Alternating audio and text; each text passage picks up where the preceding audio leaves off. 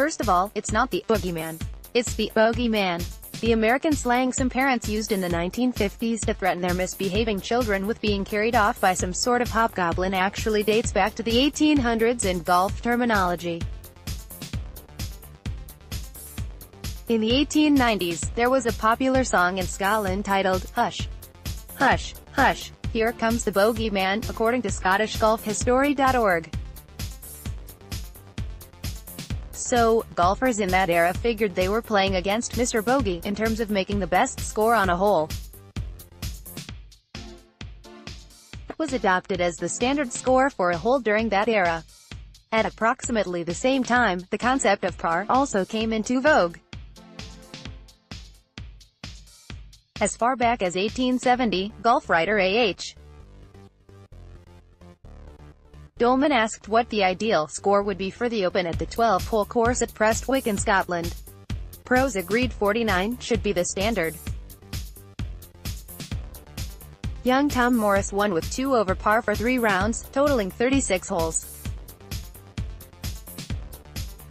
In 1893, the Ladies Golf Association in Great Britain adopted par, a stock market concept, as the standard score for a hole, and the Men's Golf Association followed suit a year later, a clear case of gender equality long before women ever were permitted to play at street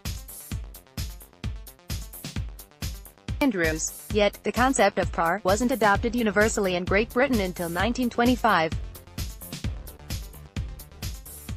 Meanwhile, the United States Golf Association in 1911 ruled the maximum distances for a par 3 would be 225 yards, 425 for a par 4, 600 for a par 5 and 601 plus for a par 6.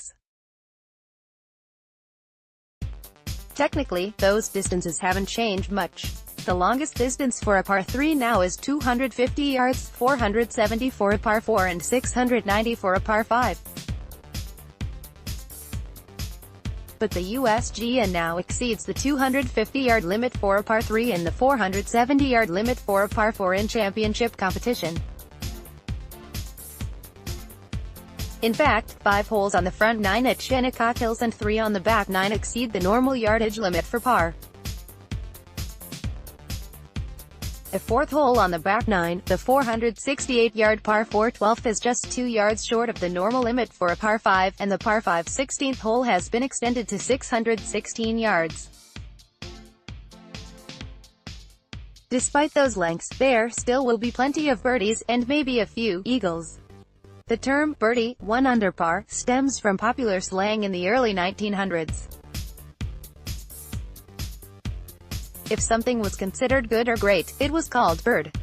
By clicking sign up, you agree to our privacy policy. Applying the term to a 1 under par score might have come from general usage, but the Country Club of Atlantic City lays claim to the original when A.B. Smith and his brother William Smith played with George Crump, who later built Pine Valley in New Jersey, one of America's iconic courses. A.B. hit his second shot within inches of the second hole and called it a bird of shot. From then on, they called a 1 under par score a birdie. Having established the bird motif for subpar scores, it wasn't long until a 2 under par score evolved into eagle, the bird Americans associate with patriotism. This became common usage in Britain by 1919. But a 3 under par score is called an albatross. This continues the bird theme, but it is considered a British term. The first known reference was in 1929 after the development of seal-shafted clubs made such a thing possible. Golf really is a sport with a language known only to its practitioners. Some other terms and their definitions: bunker, on seaside courses, sands mounded and were shaped into hazards, known as bunkers. They appeared in the 1812 Royal Fairway. As far back as 1744, the course proper was referred to as fair green. But there were no lawnmowers, so the main path to the hole was referred to as the fairway, even though it was overgrown, a term Scottish fishermen used for a navigable channel. Links. A true links course is built on sandy soil between the sea and land. The name is derived from the Anglo-Saxon word hlinc, dating to 931 AD. Shinnecock Hills is not true Linksland.